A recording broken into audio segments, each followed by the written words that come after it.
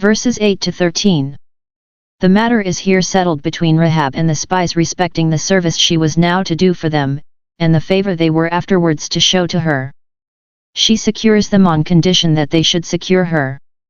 She gives them, and by them sends to Joshua and Israel, all the encouragement that could be desired to make their intended descent upon Canaan. This was what they came for, and it was worth coming for. Having got clear of the officers, she comes up to them to the roof of the house where they lay hid, finds them perhaps somewhat dismayed at the peril they apprehended themselves in from the officers, and scarcely recovered from the fright, but has that to say to them which will give them abundant satisfaction. 1. She lets them know that the report of the great things God had done for them had come to Jericho. v10. Not only that they had an account of their late victories obtained over the Amorites in the neighboring country, on the other side of the river, but that their miraculous deliverance out of Egypt, and passage through the Red Sea, a great way off, and 40 years ago, were remembered and talked of afresh in Jericho, to the amazement of everybody. Thus this Joshua and his fellows were men wondered at. Zech 3:8. See how God makes his wonderful works to be remembered. PS 111:4, so that men shall speak of the might of his terrible acts. PS 145:6. 2. She tells them what impressions the tidings of these things had made upon the Canaanites. Your terror has fallen upon us. v9. Our hearts did melt. v11. If she kept a public house, this would give her an opportunity of understanding the sense of various companies and of travelers from other parts of the country, so that they could not know this any way better than by her information, and it would be of great use to Joshua and Israel to know it. It would put courage into the most cowardly Israelite to hear how their enemies were dispirited, and it was easy to conclude that those who now fainted before them would infallibly fall before them. Especially because it was the accomplishment of a promise God had made them, that he would lay the fear and dread of them upon all this land. Do 11:25, and so it would be an earnest of the accomplishment of all the other promises God had made to them.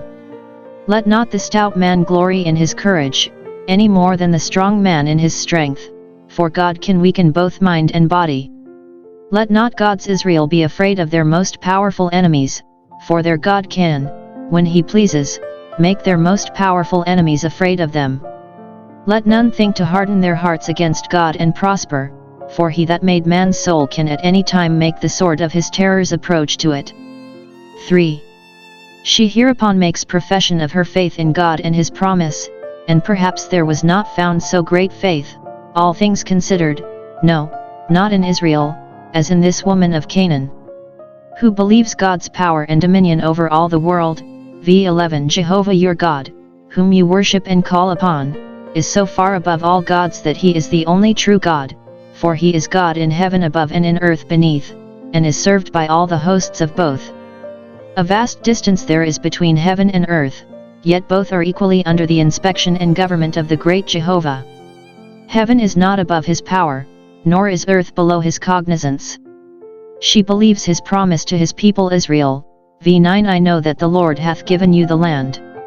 The king of Jericho had heard as much as she had of the great things God had done for Israel, yet he cannot infer thence that the Lord had given them this land, but resolves to hold it out against them to the last extremity, for the most powerful means of conviction will not of themselves attain the end without divine grace, and by that grace Rahab the harlot, who had only heard of the wonders God had wrought, speaks with more assurance of the truth of the promise made to the fathers than all the elders of Israel had done, who were eyewitnesses of those wonders, many of whom perished through unbelief of this promise. Blessed are those that have not seen, and yet have believed, so Rahab did. O woman, great is thy faith. She engaged them to take her and her relations under their protection, that they might not perish in the destruction of Jericho. v12:13. It was an evidence of the sincerity and strength of her faith concerning the approaching revolution in her country that she was so solicitous to make an interest for herself with the Israelites, and courted their kindness. She foresaw the conquest of her country, and in the belief of that bespoke in time the favor of the conquerors. Thus Noah, being moved with fear, prepared an ark to the saving of his house, and the condemning of the world. Hebrew 11:7. Those who truly believe the divine revelation concerning the ruin of sinners, and the grant of the heavenly land to God's Israel, will give diligence to flee from the wrath to come, and to lay hold of eternal life, by joining themselves to God and to His people. The provision she made for the safety of her relations, as well as for her own, is a laudable instance of natural affection, and an intimation to us in like manner to do all we can for the salvation of the souls of those that are dear to us, and, with ourselves, to bring them, if possible, into the bond of the covenant. No mention is made of her husband and children, but only her parents and brothers and sisters, for whom, though she was herself a housekeeper, she retained a due concern.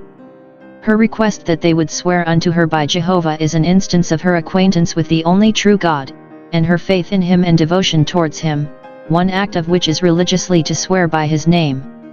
Her petition is very just and reasonable, that, since she had protected them, they should protect her, and since her kindness to them extended to their people, for whom they were now negotiating, their kindness to her should take in all hers. It was the least they could do for one that had saved their lives with the hazard of her own.